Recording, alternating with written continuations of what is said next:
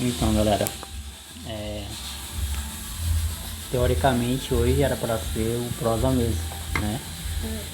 Só que hoje vai ser a série, porque nós não conseguimos nos reunir para marcar nada. Então vamos lá para Gênesis capítulo 22.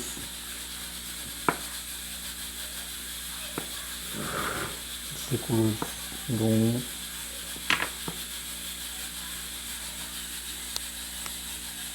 ao 19. Só confirmar. Gênesis 22, versículo do 1 ao 19. O tema, para quem está anotando, todo mundo está anotando, né? É a fé que ultrapassa toda compreensão humana. A fé que ultrapassa toda compreensão humana. Eu pensei em colocar o tema obedecer é melhor que sacrificar. Isso aqui é um título muito baixo, né? Então, preferi colocar a fé que ultrapassa toda compreensão humana, porque tem muito a ver com o que a gente vai falar hoje. E antes de começar, queria confessar uma coisa para vocês. Esse texto que a gente vai ler agora, Gênesis 22, eu sempre sonhei em pregá-lo. Sempre. Toda a minha vida. Desde que eu me converti com 15 anos até hoje. Mas eu nunca me senti capaz. Tipo, eu sempre achei um texto muito forte pra mim, sabe?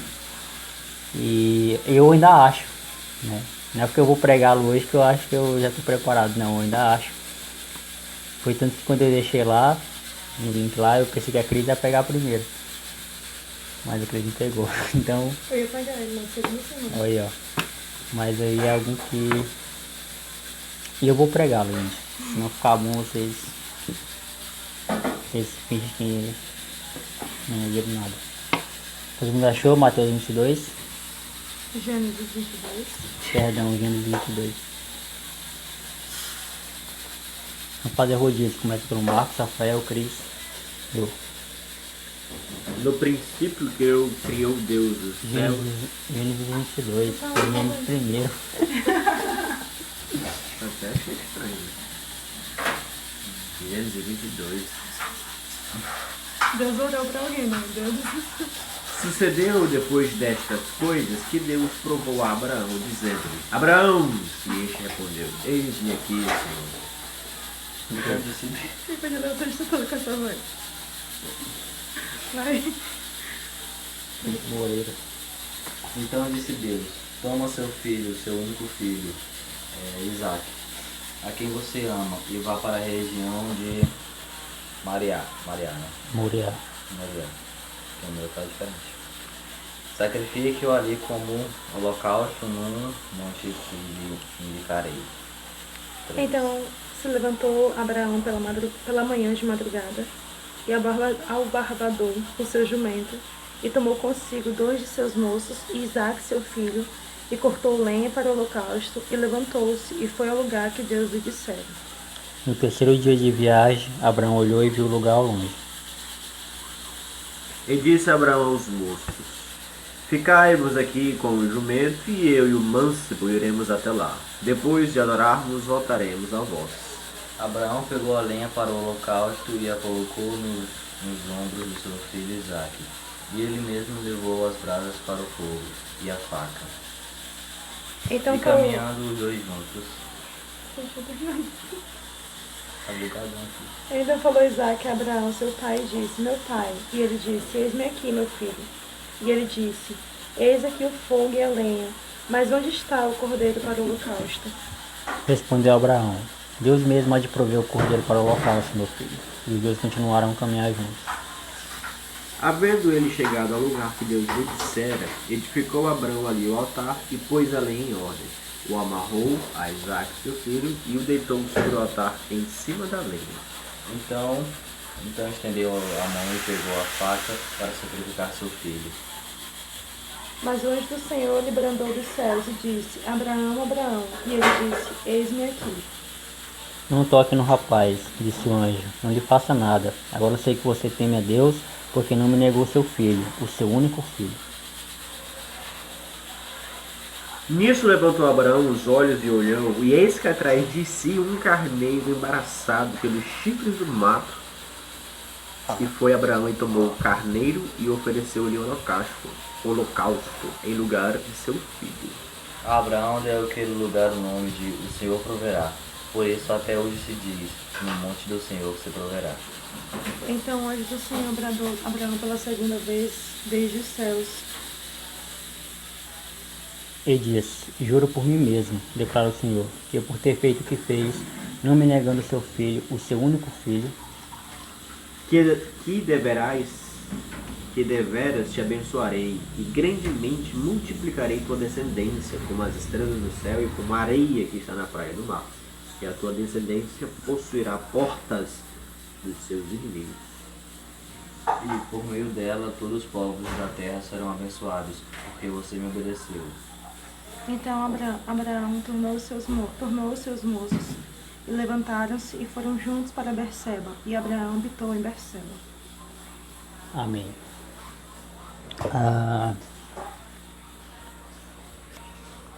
A gente sabe que fé é uma coisa que está além da nossa compreensão, né?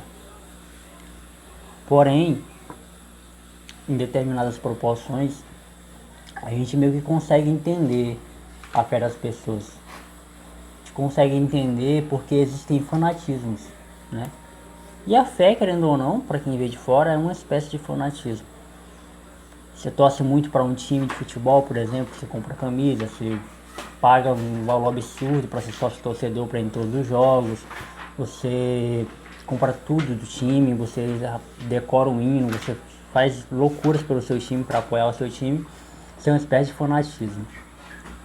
Imagina você pagar R$300 para o ingresso de um jogo, você não sabe nem se seu time vai ganhar. Você vai para apoiar porque você tem fé de que o seu time vai ganhar.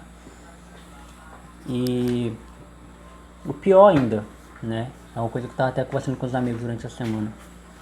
Mano, o homem é um bicho imundo, né? Porque tudo troca. Né? O namoro tá ruim, troca a namorada. A Eva tá ruim, troca a Eva. Sei lá, as coisas estão ruim, troca. O emprego tá ruim, troca. Mas o time ninguém troca. O time pode perder como for, mas o cara não troca o time que ele torce. O natural seria trocar pra um time que tá melhor, né? Se é o time líder do Brasileirão, Palmeiras, bora ser palmeirense agora. Mas não, ninguém troca. E uma das respostas é porque é uma paixão, né? Aquilo que o coração se apega é difícil de desapegar.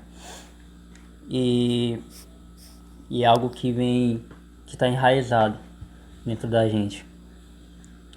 E existe outro tipo de fanatismo que a gente compreende, que a gente entende também. O fanatismo dos católicos, por exemplo, pelos santos. A gente é uma espécie de fé, né? Eles acreditam veementemente no milagre que são proporcionados por eles. Só que existe uma fé que ela ultrapassa a compreensão humana. Ela ultrapassa toda a compreensão humana. Que é a fé onde eu não analiso as circunstâncias. A fé onde eu não analiso aonde aquilo vai me levar. Que nesse caso, gente, é a fé genuína, né? Eu tô colocando aqui um paralelo entre fés diferentes, mas ela meio que não existe. A definição que a gente tem, que tem em Hebreus, né? Que a fé é aquilo que a gente não pode enxergar, aquilo que a gente não pode ver, né? É a certeza daquilo que a gente não viu, é a certeza daquilo que não está ao nosso alcance. O que Abraão prova aqui, não é à toa que ele é considerado pai da fé, não é à toa que ele é considerado um dos caras mais ricos nesse sentido, né, de fé. Não é à toa que a gente fala que Jesus é filho de Abraão, por causa da sua descendência, que como o Marcos leu, né, a descendência dele foi multiplicada aí por muitos e muitos anos. Não é à toa esse ato que Abraão demonstra ao ser provado, né, pelo seu filho, por Deus, né, para sacrificar o seu próprio filho, é um ato que ultrapassa toda a compreensão humana. O que é natural pra gente É natural pra gente que os pais tenham seus filhos e os filhos enterrem seus pais, né? Por que a gente fica tão chocado quando a gente vê uma mãe matando um filho, que nem aconteceu recentemente? Por que a gente fica tão chocado? Por que isso nos choca? Tanta gente mata tanta gente, né, durante a vida, né? Infelizmente, não estou dizendo que a gente também não fique chocado com isso. Eu particularmente fico muito por saber que são pessoas da minha idade, por saber que são pessoas que deveriam estar numa situação melhor e não estão. E por muitas vezes ser colegas, né, ser pessoas próximas. E tanta gente morre aí por situações de facção e essas coisas que infelizmente acontecem. Mas por que a gente se choca tanto quando uma mãe ou quando um pai, né, quando um Nardone, por exemplo, mata o filho, sacrifica um filho? Porque não é o natural. Porque isso não é o natural. Matar o próprio filho, para nós, na nossa visão, até nós que somos pessoas más, até nós que somos pessoas ruins, sabemos que isso é de uma atrocidade terrível. Sabemos que isso é de uma falta de humanidade terrível. E quando eu coloquei propositalmente o título dessa mensagem de a fé que ultrapassa toda a compreensão humana, eu fiz questão de colocar o toda, é que essa fé que Abraão tinha, a gente consegue até entender, mas a gente nunca vai conseguir compreender. A gente nunca vai conseguir compreender como é que um pai tem a coragem de matar o seu próprio filho por conta de um Deus, para satisfazer um Deus. A gente vê que até hoje em dia, em culturas africanas, em culturas até aqui mesmo do Brasil, dos índios, né, eu não sei como é que tá agora, mas antigamente, até uns 5 anos atrás, tem uma tribo indígena aí que quando as crianças nascem gêmeas, né, eles sacrificam as crianças, então quando elas nascem com alguma deficiência. Por exemplo, o meu primo, ele nasceu com um dedinho a mais. Se ele tivesse nascido numa tribo dessa africana, indígena, perdão, eles teriam sacrificado, eles enterram a criança viva. Isso é de uma atrocidade terrível pra gente. Então a gente entende, porque hoje a gente tem os dados bíblicos, hoje a gente está aqui na nossa mão, a gente sabe que Abraão no final não matou o filho dele. Mas ele se pôs no lugar de matar o filho dele. Ele foi para isso. E por que eu estou fazendo toda essa introdução, gente? Porque quando eu começar a pregar, a gente consegue compreender algumas coisas importantes. Então a gente nunca vai conseguir compreender como é que um pai tem essa coragem de pegar o seu próprio filho, o filho que ele tanto ama, ou ao menos que ele diz amar, que a gente está se colocando numa situação onde as coisas vão ficando cada vez mais apertadas. As coisas vão ficando cada vez mais feias para Abraão e também para Deus. Como é que um Deus que se diz bondoso, que se diz amoroso, é capaz de pedir isso de um filho seu? De pedir que ele mate seu próprio filho? É por isso que as pessoas dizem que o Deus do Antigo Testamento é um Deus ruim, é um Deus perverso, e o Deus do Novo Testamento é um Deus mais amoroso. Só que eu não enxergo assim. O Deus do Antigo Testamento e o do Novo é o mesmo, ele não mudou, ele não alterou. O que mudou foi a humanidade. A humanidade mudou, a humanidade muda. Deus não, Deus continua sendo o mesmo. E 1 e 2, por isso, versículo 1 e 2. E aconteceu depois dessas coisas, que provou Deus a Abraão e disse-lhe, Abraão, e ele disse, eis-me aqui. E disse, toma agora o teu filho, o teu único filho Isaque, a quem amas, e vai à terra de Moriá, e oferece-o ali em holocausto sobre uma das montanhas que eu te direi. Deixa eu só contextualizar para vocês. Se a gente for voltar alguns capítulos atrás, a gente vai perceber o quanto que Isaac ele foi desejado, né? Tão que foi difícil para que Abraão tivesse Isaac. É um filho da promessa, né, e tudo mais. E o amor que Abraão tinha por Isaac era um amor terrível, né? No melhor sentido da palavra, era um amor estrondoso. Ele amava muito porque desejou muito Isaac, desejou muito que ele nascesse. É um filho com a sua esposa, né? Naquela época Abraão tinha outros filhos, mas com outras mulheres, né? Poligamia naquela época era bem praticada, por mais que nunca foi aprovada por Deus.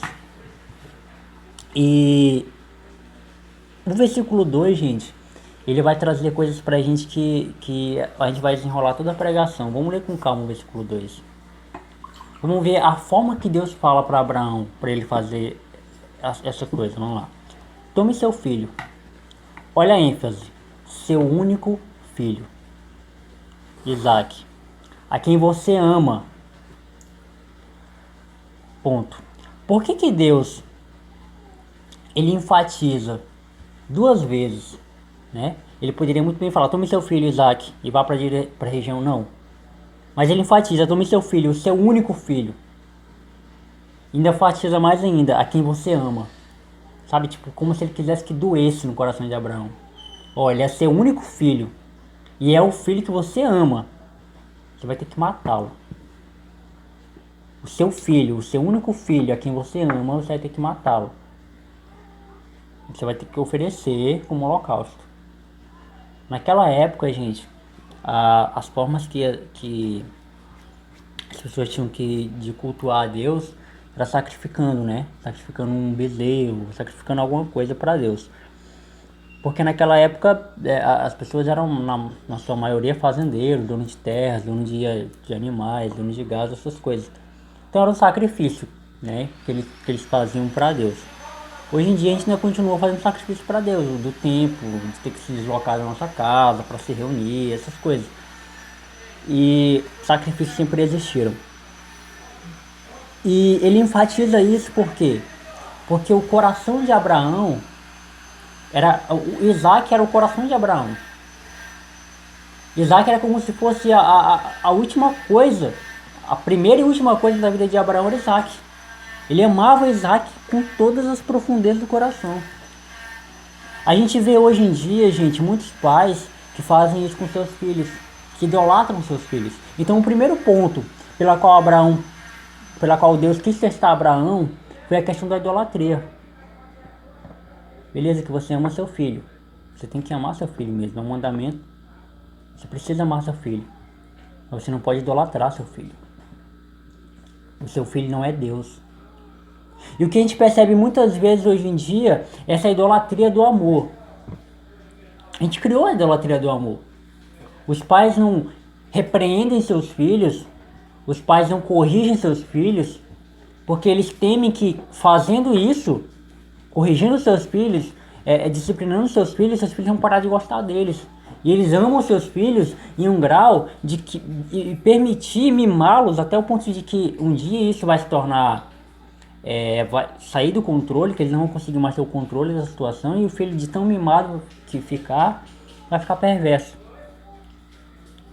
Então o primeiro teste de Deus para com Abraão eu sei que você ama seu filho, mas você não pode amar seu filho mais do que você me ama. E muitas vezes, gente, Deus vai fazer isso com a gente. Deus ele vai pegar algo que você ama muito, que você gosta muito, que você fazia de tudo, e vai colocar à prova. Porque você não pode, em hipótese alguma, decore o que eu vou te falar, você não pode, em hipótese alguma, amar nada acima de Deus. Nada. Você não pode amar a sua mãe, você não pode amar o seu filho, você não pode amar a sua esposa, você não pode amar o seu esposo, a sua amiga, o seu amigo, quem seja, o seu carro, a sua moto, o seu emprego, acima de Deus. Todas as coisas precisam estar sujeitas a Ele. Todas as coisas. Mas Jonathan, pedir pra matar, tu não acha que é um absurdo não? Pedir pra matar o próprio filho? Até seria, se ele estivesse simplesmente falando em matar. Mas ele está falando em sacrifício. Ele está falando em um holocausto. Ele não ia simplesmente matar Isaac por matar. Ali ia pegar e matar, não. Ele ia sacrificar o filho dele. Ele ofereceu o filho dele como um culto. O que a gente percebe hoje em dia, na teologia que criaram por aí afora, é que tudo que a gente tem, a gente precisa deixá-la santa, né? Precisa deixar sacra. Por exemplo, você tem um emprego, tem que fazer uma oração todo dia que eu chegar no emprego para santificar aquilo. Se eu tenho um namoro, eu preciso santificar aquele namoro, usar uma aliançazinha bonitinha, né? Tipo, não beijar, né? É uma forma de deixar o namoro santo. Se eu tenho um carro, eu coloco Deus é fiel atrás, né? Uma coisinha para Deus, foi Deus que me deu. Essas coisas. Se eu tenho um caminhão, boto um letreiro. Se eu tenho tudo que eu tenho que deixar sacro. para dizer que Deus é que habita ali.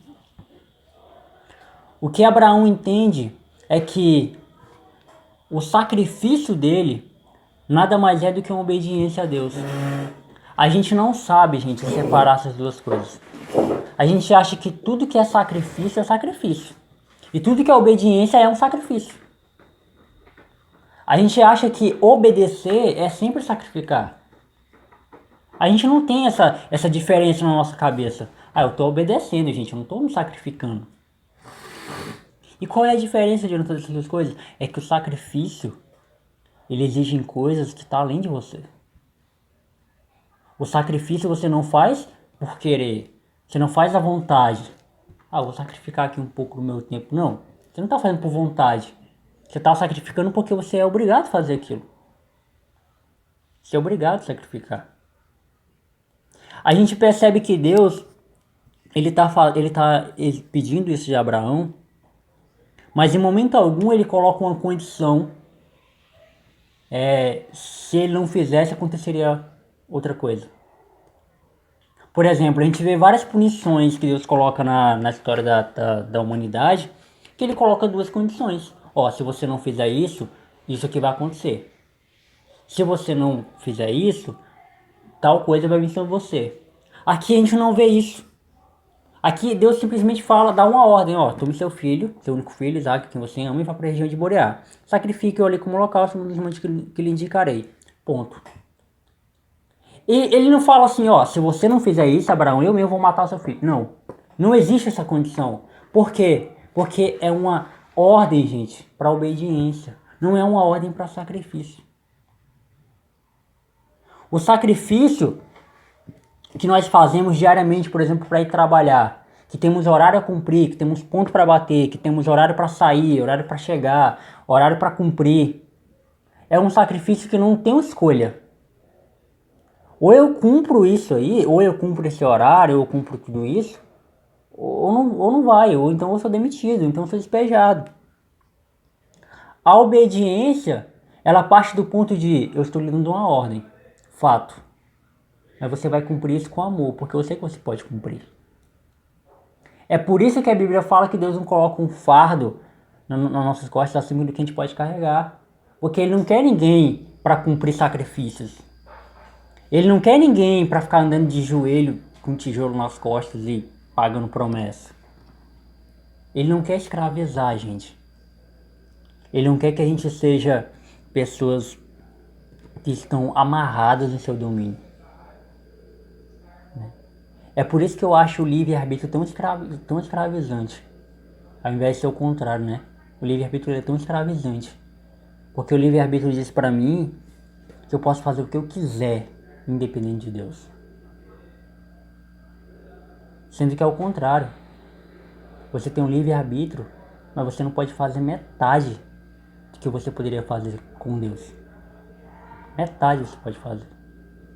Porque se você tem um livre-arbítrio, logo tudo depende de você. Tudo depende de você. E você não consegue fazer metade do que você faria com Deus. E aí, quando a gente analisa esse texto, gente, a impressão que dá... Eu tô com 23 minutos, eu não comecei nem a pregar, tá? A impressão que dá é que Abraão tá fazendo tudo isso sorrindo, né? Abraão pegou o filho dele, no dia seguinte mesmo já foi sacrificar, nem pensou duas vezes. Não, gente. O coração de Abraão deveria estar muito, muito pesado.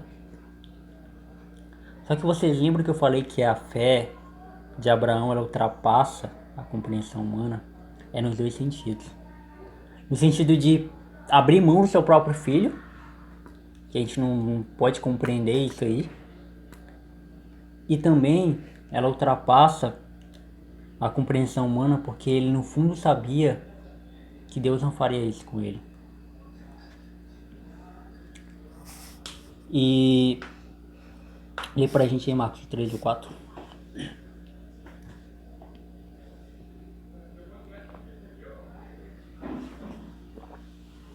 Levantou-se, pois, Abraão de manhã cedo, albardou o seu jumento e tomou consigo 2 de seus moços e Isaque, seu filho. E tendo cortado lenha para o holocausto, partiu para ir ao lugar que Deus lhe dissera. Ao terceiro dia levantou Abrão os olhos e viu o lugar de longe. Vocês não acham que esse sacrifício poderia ser um lugar mais perto? Tipo assim, ó, Abraão, vai sacrificar seu filho mais aqui do lado, tá? Aqui tem um Rosalina, aqui no Jacarandá mesmo, não precisa ir muito longe não. Aqui no Vila Acre, pega aí um ônibus aí, um carro, vai lá, mata ele lá mesmo. 3 dias de viagem, gente. 3 dias de viagem, mano. Muito longe. E por que, gente? A gente tem que começar a ler a Bíblia ouvindo a Bíblia. A gente tem a mania de ler a Bíblia, a gente falando com a Bíblia, né? A gente tem a mania de ler a Bíblia, a gente interpretando a Bíblia. Deixa com que o texto fale pra você, fica mais fácil. Quando eu vou pregar, a minha única dificuldade é ler o texto. O resto, eu leio o texto e faço as anotações. Porque o texto fala comigo. Não precisa ficar criando coisas, enigmas. Não, tá aqui, tá claro no texto. Na manhã seguinte, Abraão levantou-se e preparou seu jumento. Levou consigo 2 de seus servos, Isaque e seu filho. Ninguém sabia de nada, tá? Os servos de Abraão achavam que ia ser um sacrifício de um bezerro. E um holocausto para Deus, como já era natural eles fazerem isso. Depois de cortar a lenha para o holocausto, partiu em direção ao lugar que Deus lhe havia indicado, que é um local de 3 dias de viagem. No terceiro dia de viagem, Abraão olhou e viu o lugar longe. Por que que Deus indicou um lugar que levaria 3 dias de viagem? Vocês têm alguma resposta para me dar? Marcos. 3, Marcos. Não, tô ver se ele desistiu da ideia ou não. Exatamente. Para que Abraão desistisse. Não havia sentido, gente, Deus colocar um lugar perto para Abraão fazer isso. Isso não seria prova nenhuma. Jonathan, mas o fato de ele ter que abrir mão do seu próprio filho, tá beleza, mas eu já sabia que Abraão seria capaz de fazer isso. Deus conhecia o coração de Abraão, ele sabia que ele seria capaz de fazer isso. Ele queria prová-lo. Ele queria que durante esses 3 dias Abraão ficasse no coração dele apertado ali a ideia de matar o seu próprio filho. Eu acredito que naqueles 3 dias Abraão teve conversas com Isaac que ele nunca teve mais na vida toda. Ele conversou sobre tudo com Isaac naqueles 3 dias. Porque no fundo, por mais que ele soubesse que Deus não iria fazer isso com ele, mas ele sabia que naquele momento o ato que ele teria que cometer era de matar o seu filho. O que isso fica de aplicação pra gente? É que por muitas vezes Deus entrega coisas nas nossas mãos, Deus entrega coisas para que a gente possa cuidar, e Ele dá coisas grandes às vezes pra gente fazer, responsabilidades grandes pra gente fazer. Ele dá tempo para você desistir. Pra você, ó, eu tô te dando isso aqui, Marcos, mas você não vai dar conta não, viu? Mas eu tô te dando aí. Desiste logo quando dá tempo. E o Marcos não desiste. Ah, beleza, você não desistiu, então eu vou te livrar disso, porque não é pra você. E às vezes a gente fica pensando, caramba, seria uma baita oportunidade pra mim. Seria mesmo. Mas você não daria conta. O que aconteceu comigo? Eu experimentei isso na pele, né? Eu queria muito um emprego. Mas eu sabia desde o começo que eu não ia dar conta. Deixa o que eu fosse, tá? Eu vou deixar, mas eu vou te tirar depois, você não vai dar conta. Então Deus, ele muitas vezes vai fazer isso com a gente. Ele vai entregar coisas nas nossas mãos e vai dar tempo pra gente desistir. Vai dar tempo pra gente colocar a mão na cabeça e dizer, olha, eu não vou dar conta. Gente, tem que compreender uma coisa. No final de tudo, o plano de Deus sempre vai ser melhor do que o nosso. Não importa quantas e quantas vezes a gente desenha um mapa de como as coisas vão acontecer, a gente planeja, a gente faça relatórios e mais relatórios de como vai ser nosso ano, mas no final sempre o plano de Deus vai ser o melhor, vai ser o decisivo, vai ser aquele a qual a gente tem que abraçar. E durante esses 3 dias de viagem, depois no terceiro dia, Abraão viu o lugar ao longe. E aí ele viu que esse tempo, esses 3 dias de viagem, né? Deus viu que para Abraão foram bastante importantes para que ele tomasse a decisão. E Abraão, em momento algum, o texto não fala que Abraão pensou em desistir. Em momento algum, Abraão recuou. Abraão, ele foi. E esse processo, gente, vale lembrar lá o que eu falei lá no início, que o maior cuidado de Deus com Abraão é pelo coração de Abraão. Decore isso que eu vou falar para vocês. A maior preocupação que Deus tem conosco é o nosso coração. A maior preocupação. Ele não está preocupado com a tua estética. Ele não está preocupado com o que tu vai comer. Se tu vai comer ou não, ele não importa. Ele sabe que tu precisa comer. Então ele não vai se preocupar com isso. Ele não se preocupa com se tu vai conseguir pagar a conta no final do mês ou não. Ele não se preocupa se tu tem planos pro futuro ou não. A única preocupação de Deus para conosco é o nosso coração. Porque do coração procede todas as coisas ruins. Do coração provém a idolatria. Do coração provém a lascívia. Do coração provém a ira, provém a raiva, provém o ódio. É do coração, gente. A gente é apegado a tantas coisas hoje em dia. Hoje é quase impossível a gente não idolatrar alguma coisa. A gente idolatra tantas coisas hoje em dia que a gente precisa estar em constante aprendizado. A gente precisa estar em constante oração para que o nosso coração não seja corrompido, para que a gente não se corrompa.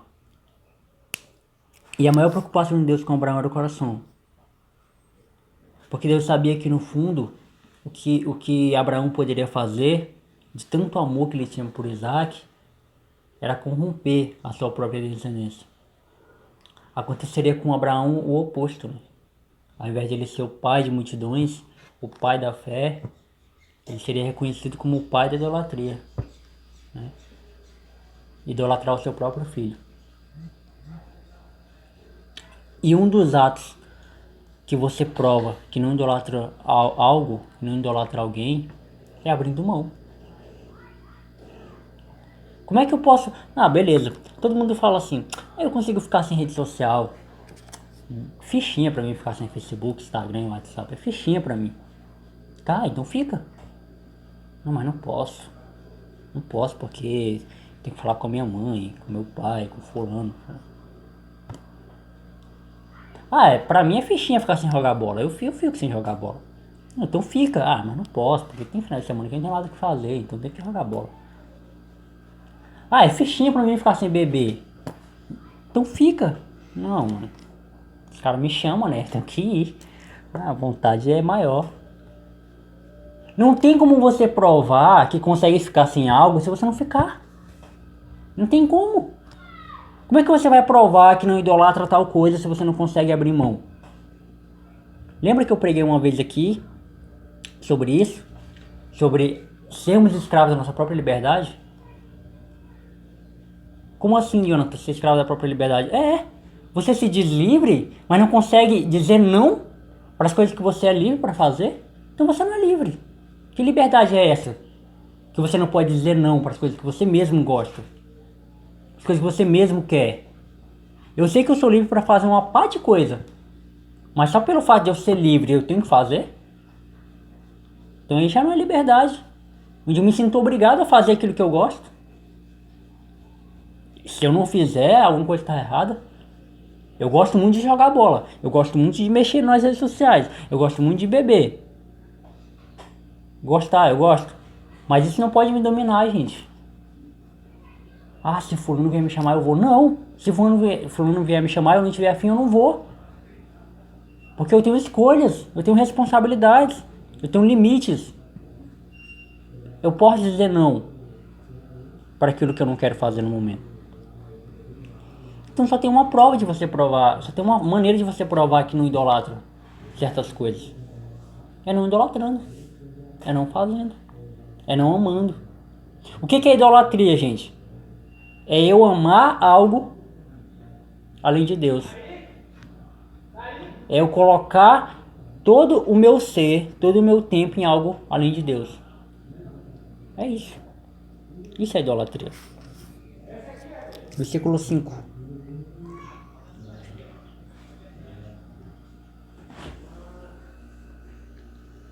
E disse Abraão aos seus moços: Ficai-vos aqui com o jumento, eu e o mancebo iremos até lá. Depois de adorarmos, voltaremos a vós. Aí você percebe a fé de Abraão, né? Ele fala pros seus... Lembrando que os seus servos não sabiam de nada, tá? Ele fala, ó, a gente vai ali. Eu e o Isaac, a gente vai ali. A gente vai fazer um holocausto para Deus. A gente vai cultuar. Daqui a pouco a gente volta. Beleza? Vocês ficam aqui esperando, daqui a pouco a gente volta. A fé de Abraão, ela é de uma plenitude enorme. Porque mesmo sabendo que a ordem era para que ele matasse seu filho, ele saberia que Deus não ia fazer isso. Ele saberia que Deus ele não ia permitir que isso acontecesse com seu filho. Gente, eu vou fazer uma pergunta para vocês. É uma pergunta bastante idiota, mas eu quero que vocês me respondam. Quantos dias a gente vive num dia só, Cris? Rafael? Marcos? Quantos dias a gente vive num dia só? Então por que no dia só a gente se preocupa com a semana inteira? É segunda-feira, mas quarta-feira tem que ir no banco. Quinta-feira tem um casamento de fulano pra ir. Sexta... Por que, gente? Isso é o nosso coração. Não tem outra explicação. É o nosso coração que é ansioso. É o nosso coração que quer abraçar o mundo. É o nosso coração que quer ter o controle de tudo. Quando alguém vem com aquela piadinha que já tá batida, mas a gente tem que ouvir. Quando alguém fala, sei o que, amanhã. Aí falando, eu nem sei se eu vou estar vivo amanhã. Idiota, né, um cara desse. Eu nem sei se eu vou estar vivo amanhã. Aí o cara que é mais idiota ainda fala o seguinte. Não, mas com fé em Deus estaremos vivos amanhã. A outra idiota fala, é verdade. Nossa. Que lindo isso. Leva os dois pra tua casa.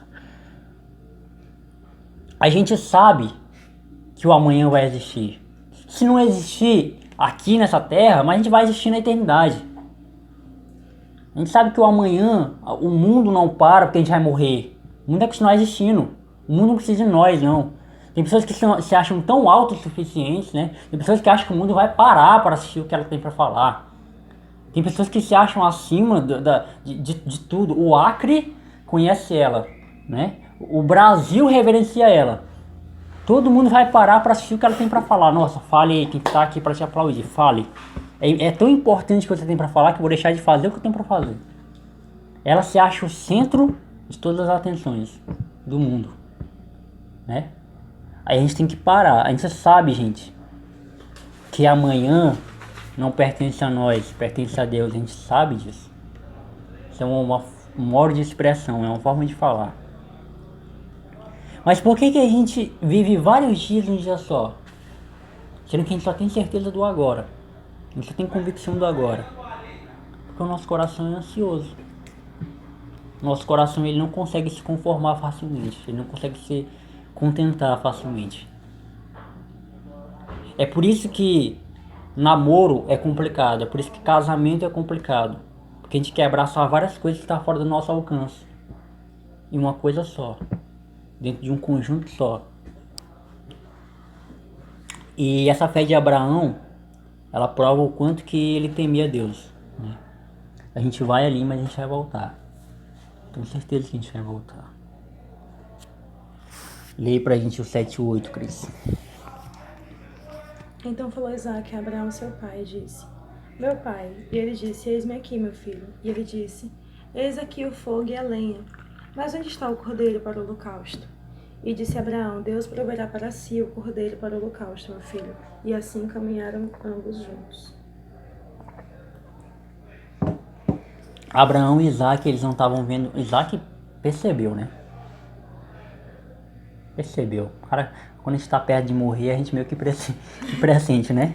Que algo de ruim vai acontecer, né? Pai, tá o senhor aí, Tá eu aqui. Tá o senhor. Os preparamentos estão aí do sacrifício aí.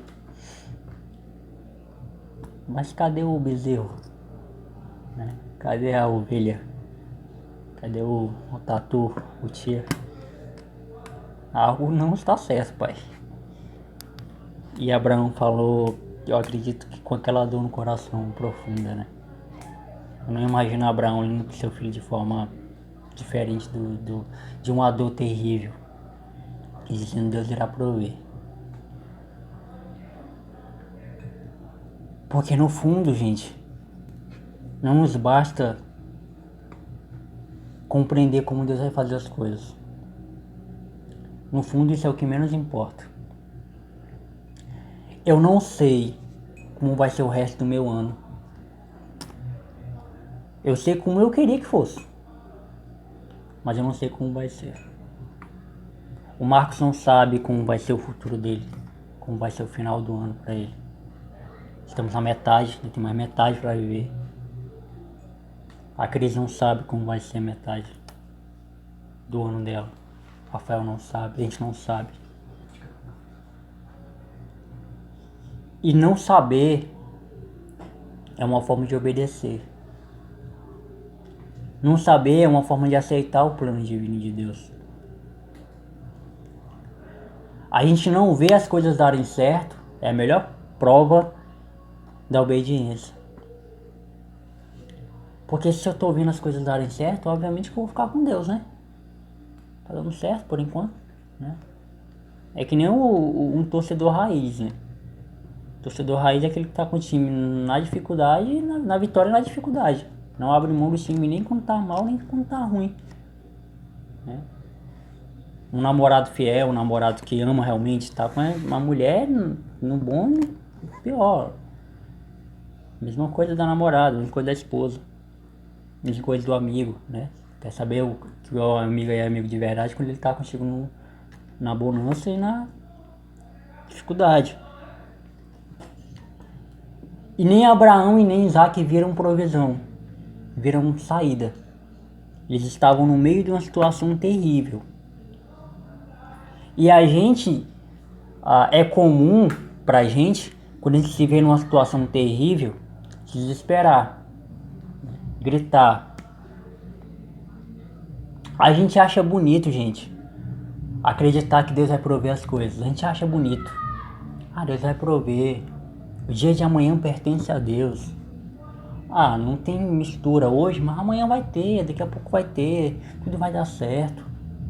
A gente acha bonito a ideia de esperar em Deus, de esperar que Deus resolva as coisas. Mas a gente, no fundo, a gente não tem essa disposição. A gente quer fazer as coisas do nosso jeito. A gente quer que as coisas funcionem da nossa forma, a gente quer que as coisas deem certo de uma maneira ou de outra, ou vai ou racha. Porque eu sou filho do Deus do ouro e da prata, então as coisas têm que ser da maneira que eu quero. Porque Ele prometeu que as coisas iam dar certo. Onde? Para que homem mais rico e mais sábio do que Jó, e teve toda a sua família perdida, teve toda a sua saúde levada, para que homem mais rico e com mais prestígio do que Paulo, perdeu tudo isso, foi tratado como fugitivo durante a vida toda. Gente, a gente tem que compreender que evangelho é um convite à perca. É um convite a perder. Eu já falei isso, eu tô cansado de falar isso aqui. Você não vai entrar no evangelho com a sensação ou com a esperança de que tudo vai melhorar na tua vida. Esquece. Isso não é coach, não. Isso aqui não é um curso para você ser feliz. Não. É um convite a você compreender que você vai mais perder no evangelho do que ganhar. Porém, é um convite para a eternidade. O evangelho não é um plano para uma vida, é um plano para a eternidade. Você vai escolher se você quer um plano de vida durante o tempo que você vai passar aqui, que você nem sabe qual é o tempo que você vai passar aqui, ou se você quer um plano de vida para viver eternamente. E melhor, né? Você vai viver eternamente sem dor, sem doença, né? Sem falsidade, sem egoísmo, sem nada de ruim que você vive hoje. Então é natural que a gente, numa situação como essa, que a gente não vê saída, a gente se desespere. A gente comece a usar artifícios, a gente comece a usar recursos que não são recursos de Deus. Então a gente acha bonito, Deus vai prover, vai dar tudo certo, mas a gente, no fim das contas, a gente não faz isso. Uma coisa, gente, é eu falar que confio em Deus, outra coisa é eu confiar de fato. E Abraão, ele confiou. Marcos 10, 11 e 12.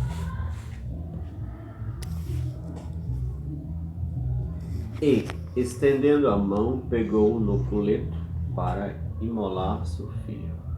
Mas o anjo do Senhor lhe bradou desde o céu e disse: Abraão, Abraão. E ele respondeu: Eis-me aqui. Tá 12? É. Então disse o anjo: Não estendas a mão sobre o mancebo e não lhe faças nada, porquanto agora sei que temes a Deus, visto que não negastes teu filho, o teu único filho. A atitude de Abraão, ela é um reflexo, ou ela é um ensaio do que Deus fez com Jesus, né? Ao contrário de Abraão, não teve nenhum anjo no final para dizer: Deus não mata o seu filho. A gente vê que uma madrugada antes de Jesus ser morto, ele foi à oração de Getsemane, né? Ele pediu para que Deus afastasse o cálice, né? Em outras palavras, ele pediu para que Deus não o matasse. Mas se tivesse que passar por aquilo, ele passaria. A gente entende que fé é de fórum íntimo, né? Cada um tem a sua. Mas a gente não compreende, gente, como é que alguém pode amar tanto a ponto de abrir mão do seu próprio filho por amor de Deus, como seria o caso de Abraão. E a gente nunca vai compreender como é que Deus pode amar tanto pessoas como nós, que somos tão perversos que muitas vezes iríamos abrir mão dele, sacrificar o seu próprio filho por pessoas como nós. É só você fazer uma autoanálise de quem você é, que você rapidamente vai compreender que você não merecia tanto amor, que você não merecia tanto valor assim, né? A nossa inutilidade, ela é tão grande que ela não merece uma morte, gente. Ela não merece. É fácil sua mãe falar pra você que ela morreria por você. Eu, se eu tivesse um filho também, eu falaria e faria o mesmo. Outra coisa é alguém entregar o filho dele por você. Isso a gente nunca vai compreender. Por que a gente não vai compreender, Jonathan? Lembra que eu falei que só tem como a gente provar algo se a gente fizer? Que a gente nunca vai matar o nosso filho. A gente nunca vai fazer isso. Então não tem como a gente compreender. Tem como a gente compreender. A gente entende a dor que alguém que foi estuprada, por exemplo. A gente nunca vai compreender essa dor. A gente nunca foi. A gente vai entender a dor de uma mãe que perdeu seu filho. A gente não vai compreender que a gente nunca perdeu um filho. O que eu tô querendo dizer com isso, gente? É que Deus, ele fez e faz coisas pra gente que às vezes passam desapercebidas, né? E a gente acha que todo sacrifício que a gente faz é uma obediência, sendo que não. A Cris e eu, a gente passou por um bom tempo em uma igreja, né? Em um sistema religioso, na verdade, que eu não chamo aquilo de igreja. Em um sistema religioso onde exigia de nós sacrifício. Sacrifício de tempo, sacrifício de esforço, sacrifício de dedicação, sacrifício até de abrir mão de amigos, de amizades, porque eram consideradas mundanas. Em momento algum, eu vou falar por mim, a Cris pode falar por ela, em momento algum a gente fez isso com o coração alegre, com o coração feliz, com o coração desejando fazer aquilo. Por quê, gente? Porque o sacrifício, ele nunca vai ser algo de livre e espontânea vontade. O sacrifício, ele é necessário. Então, por ser necessário, a gente faz. É um sacrifício. Você percebe que o seu namoro não está dando mais certo, porque tudo que você faz com o seu namorado ou sua namorada, lhe dói, lhe pesa muito. Para fazer um telefonema para ela é um sacrifício. E não está dando mais certo. Porque não pode ser um sacrifício. Não é para ser um sacrifício. É para ser algo prazeroso. É para ser um momento de alegria entre vocês. Se está sendo um sacrifício é porque não está mais valendo a pena. Então no final das contas, gente, quando Jesus é morto, não aparece ninguém para dizer, ó, era só um teste. Você não vai precisar morrer de fato. Era só um teste. E não. O que Deus exige de nós, no fim das contas, é obediência. Porque se nós obedecermos, a gente não vai precisar sacrificar nada. A gente só sacrifica aquilo que nos custa. Aquilo que não nos custa não é um sacrifício. Deixa eu dar um exemplo. Ajudar o seu vizinho a juntar o lixo dele, né? Colocar no carrinho de mão e levar para a mata. É algo que exige esforço, né? Seria um sacrifício.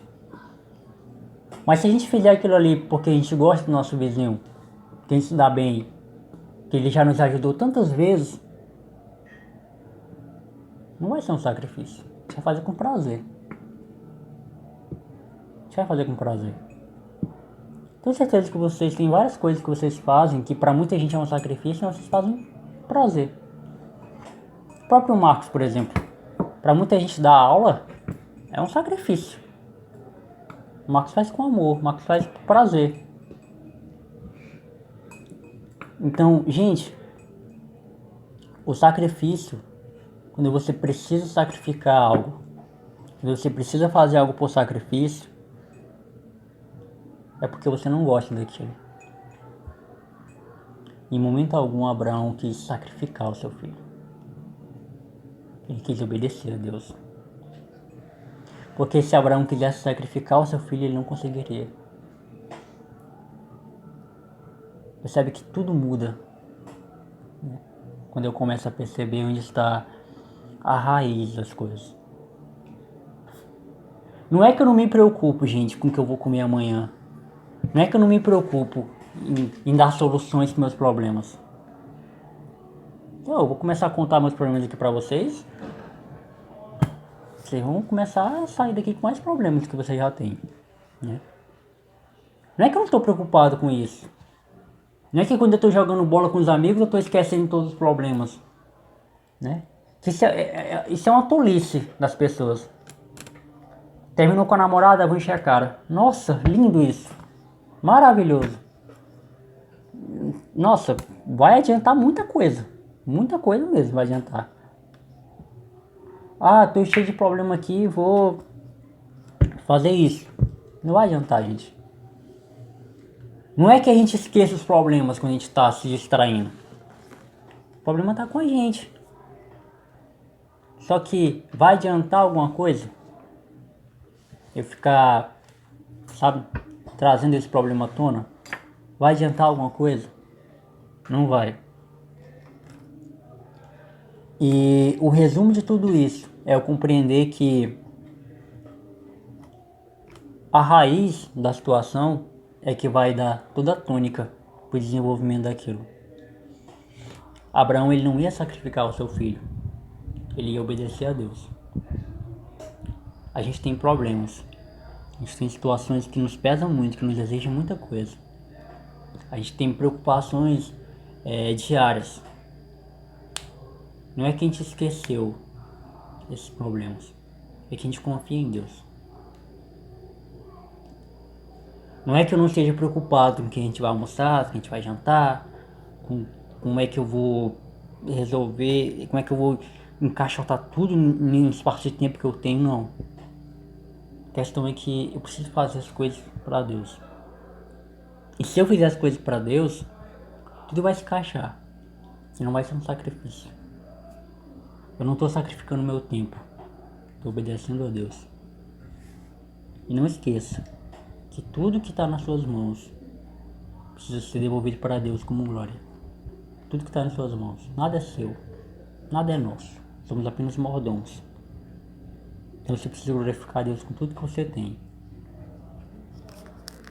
Vamos partir para o encerramento. Ler aí pra gente Marcos, para tu acordar, do 15 ao 18. 15, 16, 17, 18. Então o anjo do Senhor bradou a Abraão pela segunda vez desde o céu, e disse: Por mim mesmo jurei, disse o Senhor, porquanto fizeste isso, e não me negaste teu filho, o teu único filho, que deveras te abençoarei e grandemente multiplicarei a tua descendência, como as estrelas do céu e como a areia que está na praia do mar. E a tua descendência possuirá a porta dos teus inimigos, e em tua descendência serão benditas todas as nações da terra, porquanto obedecestes a minha voz. Certo. Eu pulei aqui um negócio que eu não posso pular. Cris, leia o 13 e o 14, por favor. Então levantou Abraão os seus olhos e olhou, e eis um cordeiro detrás dele, travado pelos seus chifres, no manto. E foi Abraão e tomou o carneiro e ofereceu-o em holocausto em lugar de seu filho. E chamou Abraão o nome daquele lugar, o Senhor proverá, de onde se diz até o dia de hoje, no monte do Senhor se proverá. Vocês se lembram que Isaac e Abraão não tinham visto nada para fazer o holocausto? E o que Abraão disse desde o início? Abraão falou que ia, mas que ia voltar, né? Abraão falou para Isaac que Deus ia prover em todo o tempo. E Deus proveu. E deu certo. Gente, Deus, ele é um Deus de provisão. E por que ele é um Deus de provisão? Porque ele nos pede que vivamos um dia de cada vez. Ele nos pede que nós tenhamos o controle daquilo que a gente pode ter o controle. Ele não quer te dar 2 esposas, ele não quer te dar 2 empregos, ele não quer te dar 2 igrejas, ele quer te dar o que você pode fazer, o que você pode cumprir. O que está nas suas mãos, o que está nos seus cuidados, o que você pode carregar. Ele quer te dar uma esposa, para que você tenha suficiência para cuidar dela. E ela lhe amar e você amá-la. Ele quer te dar um emprego, para que você dê conta desse emprego. Ele quer te dar as coisas que você pode cumprir, que você pode fazer. E Deus, ele não é um Deus da provisão, gente. Vamos deixar isso bem claro na nossa cabeça. Ele não é um Deus da provisão porque ele vai nos dar o que a gente quer. Muitas vezes a gente pensa que esse é o sentido da provisão de Deus, né? Ele não é o Deus da provisão porque ele vai me dar um carro. Ele vai me dar uma moto, porque ele vai me dar um melhor emprego de todos. Ele vai me ajudar a ganhar no Acrecap. Não é isso. Deus é o Deus da provisão, porque quando eu não ver saída, ele vai prover. Quando para mim for um absurdo, ele vai prover. Eu sempre costumo dizer para meus amigos, né? Eu faço aquilo que está no meu controle. O que não está, eu não posso fazer. O que está no meu controle, eu faço. Tudo que eu posso fazer, eu faço. Porque se eu não fizer, eu vou estar sendo um servo inútil. Mas o que não está, meu filho, paciência. Paciência. E, gente, para encerrar bonito, Deus, ele tem um plano. Ele tem um plano. E esse plano de Deus, ele não vai falhar. Em momento algum ele vai falhar. O plano de Deus, ele nunca falha. Então eu queria que vocês voltassem para casa hoje e passassem a semana toda refletindo nessa frase só: Deus tem um plano. Deus tem um plano. Deus tem um plano. Deus tem um plano. Isso significa, Jonathan, que eu não preciso fazer mais nada? É só entregar nas mãos de Deus? Não, gente. O que eu acabei de falar, tudo que está no teu controle é seu, a responsabilidade é sua. Te fazer uma pergunta. Técnico joga? Não, né? Técnico não entra em campo para jogar, né? Por quê? Porque é a responsabilidade dos jogadores fazerem isso. Deus, ele vai cobrar as responsabilidades que ele entregou para você. Só que o que não tiver ao seu alcance é com ele. E é aí onde eu falo que Deus tem um plano. Deus tem um plano. E ele vai resolver as coisas que não estão ao nosso alcance, ao nosso controle. Ele vai resolver. Você pode ficar tranquilo que ele não vai deixar você morrer de fome. Você pode ficar tranquilo que Deus, ele não vai deixar que você perca dinheiro. Deus, ele não vai deixar que você perca sua dignidade, sua honra, coisas que para ele são essenciais. Tem pessoas que hoje em dia acham que dinheiro é melhor do que honra ainda, né? Eu fiquei devendo R$1 pro cara de um salgado lá. Ele me deu um troco errado, ele me deu R$1 a mais. Eu ainda vou voltar lá para devolver esse real para ele. Por quê? Porque eu fui ensinado, minha mãe me ensinou que se eu achasse um carrinho na rua, não era para eu pegar, para eu deixar lá porque não é meu. Para muita gente isso é besteira. Ele te deu um troco a mais, Jonas, ele te deu R$1 a mais, então o erro foi dele. Para mim não funciona assim. A minha honra tá acima disso. O dinheiro não é meu, gente. O dinheiro não é meu. Se o dinheiro não é meu, não é para estar comigo. Tenho que devolver. Não deixe que o seu plano, que é um plano corruptível, que é um plano falho, que é um plano de poucas análises, você só consegue ver aqui, ó, ofusque o plano de Deus na sua vida. Posso até ser que no papel o seu plano seja até melhor do que o plano de Deus. Parece absurdo o que eu tô falando, mas não. Porque a gente idealiza, a gente é tão sonhador, se idealiza tantas coisas, que é bem capaz de a gente desenhar um plano que seja, aos olhos humanos, melhor do que o plano de Deus. Porém, o plano de Deus, ele é verdadeiro, ele vai te fazer feliz, e ele não vai, e melhor, ele não vai fazer com que nenhuma pessoa sofra para que você seja feliz. Os nossos planos costumam fazer isso. Para que a gente dê certo, alguma pessoa tem que sofrer, alguma pessoa tem que dar errado. E Deus não. O plano de Deus, ele é limpo, ele é justo. Porque Deus é justo. Deus é amor. Deus é fiel. Amém? Amém.